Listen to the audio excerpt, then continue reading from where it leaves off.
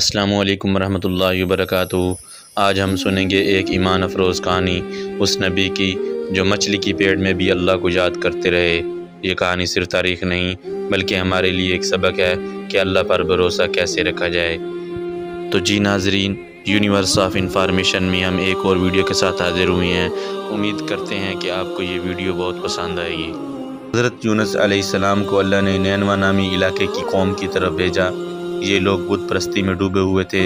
حضرت یونس علیہ السلام نے دن رات ان کو اللہ کی عبادت کی دعوت دی، لیکن وہ مذاق اڑاتے اور انکار کرتے۔ سالوں گزر گئے مگر قوم ایمان نہ لائی۔ ایک دن آپ کو غصہ آیا اور اپنی قوم کو اللہ کے عذاب کی خبر دے کر وہاں سے چلے گئے، لیکن آپ نے اللہ کا حکم آنے کا انتظار نہیں کیا اور یہ نبی کے لیے مناسب نہیں تھا۔ آپ ایک کشتی میں سوار ہوئے، سمندر میں طوفان آیا، پانی کشتی میں بھرنے لگا۔ بوجھ کم کرنے کے لیے لوگوں نے کور اندازی کی، کورا نکلا حضرت یونس علیہ السلام کے نام۔ لوگ راضی نہ تھے، لیکن 3 بار کورا ہوا اور تینوں بار آپ کا نام آیا۔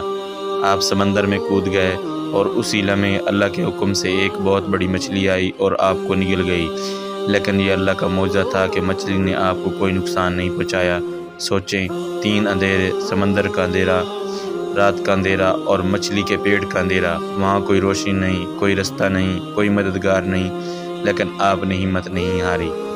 آپ نے اللہ کو پکارا، لا الہ الا انت سبحانک انی کنت من الظالمین، یعنی تیرے سوا کوئی معبود نہیں، تو پاک ہے، بے شک میں ہی ظالم ہوں۔ یہ کلمات توبہ، عاجزی اور اللہ کی بڑائی کا اظہار ہے۔ اللہ نے آپ کی دعا سن لی۔ مچھلی کو حکم ہوا اور اس نے آپ کو کنارے پر اگل دیا۔ اللہ نے آپ کو صحت دی اور دوبارہ آپ کی قوم کی طرف بھیجا۔ اس بار قوم نے آپ کی بات مان لی اور سب ایمان لے آئے۔ یہ کہانی ہمیں یہ سکھاتی ہے کہ مشکل کی گھڑی میں سب سے پہلے سہارا اللہ ہے، اور وہ دعا جو حضرت یونس علیہ السلام نے اندھیروں میں پڑھی وہ آج بھی ہر مومن کی مشکل آسان کر سکتی ہے۔ دوستو، اس دعا کو یاد کر لیں اور زندگی کی ہر پریشانی میں اللہ کو پکاریں، کیونکہ وہی سننے والا ہے، وہی مدد کرنے والا ہے۔ جزاکم اللہ خیرہ۔ اس پیغام کو دوسروں تک ضرور پہنچائیں۔ اگر ویڈیو پسند آئے تو لائک کرنا، سبسکرائب کرنا مت بھولیں۔ شکریہ۔